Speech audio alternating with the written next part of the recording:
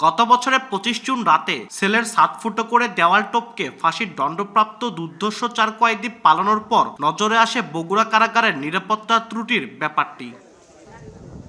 Jail পালানো 4 কয়েদি গ্রেপ্তার হওয়ার পর বগুড়ার অতিরিক্ত জেলা ম্যাজিস্ট্রেটকে প্রধান করে একজন অতিরিক্ত police super, RAB, fire service ও গণপূর্ত বিভাগের প্রতিনিধি নিয়ে একটি তদন্ত কমিটি করা হয়। ইতিমধ্যে 5 সদস্যের ওই তদন্ত কমিটি জেল পালানো 4 কয়েদি ও তৎকালীন 10 কারারক্ষী, 2 জন ডেপুটি জেলার ও জেল সুপারের জবানবন্দির দেওয়া তথ্যের উপর ভিত্তি করে 19 পৃষ্ঠার তদন্ত প্রতিবেদন জেলা প্রশাসকের কাছে জমা দিয়েছে। প্রতিবেদনে বলা হয়, পাশের সেলে থাকা জিএমবি সদস্যদের কাছ থেকে জেল পালানো ধারণা পায় কয়েদিরা। শহরের অত্যন্ত কনজাস্টেড একটা জায়গার মধ্যে যে জেলখানাটা আছে, আমরা চেয়েছিলাম জেলখানাটা হয়তো শহরের বাইরে দিলে একটু ভালো হবে, এরকম একটা সুপারিশ আমাদের ছিল। বগুড়া তো একটু কনজাস্টেড সব কিছুই এখানে, তো এটা আসলে দীর্ঘমেয়াদী পরিকল্পনা, এটা আমাদের ঊর্ধ্বতন যারা তারা চিন্তা করবে। ইতিমধ্যে কয়েদি পালানোর সময় দায়িত্বে থাকা বগুড়া কারাগারের তৎকালীন জেলার ফরিদুর রেজা রুবেলকে তিরস্কারের মতো লঘু দণ্ডে ছাড় দিয়েছে কর্তৃপক্ষ, আর জেল সুপার আনোয়ার হোসেনকে দায় থেকে দেওয়া হয়েছে অব্যাহতি। তবে এ নিয়ে কোনো মন্তব্য করতে রাজি হয়নি বগুড়া কারা কর্তৃপক্ষ।